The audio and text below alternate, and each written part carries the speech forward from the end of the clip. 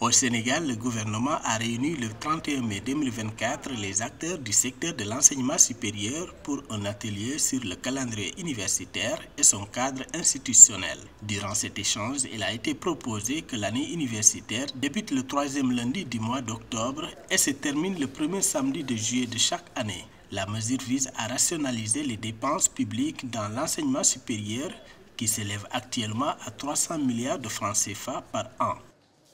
Nous avons un calendrier académique complètement désarticulé qui jette le discrédit sur le fonctionnement des universités sénégalaises et qui a un impact financier particulièrement important.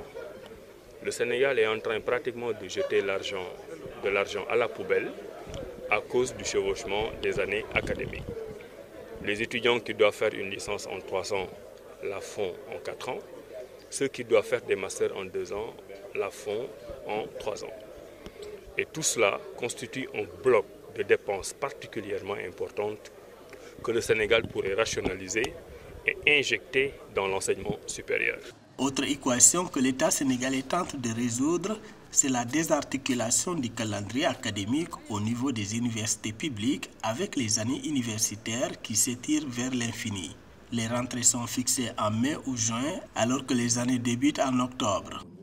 Alors, il y a un certain nombre de problèmes. Mais derrière tous ces problèmes, il y a effectivement des solutions. Après avoir travaillé sur l'impact financier, j'en ai parlé tout à l'heure, nous allons rapidement nous attaquer au délai d'orientation des étudiants. C'est le premier problème.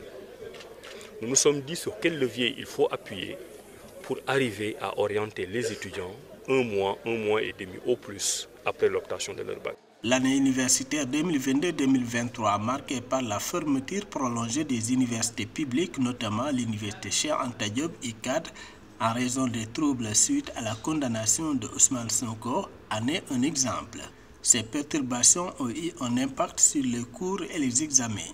Pour rétablir un calendrier académique cohérent pour tous les étudiants, le gouvernement sénégalais envisage d'orienter de nouveaux bacheliers vers le secteur privé pour l'année universitaire 2024-2025.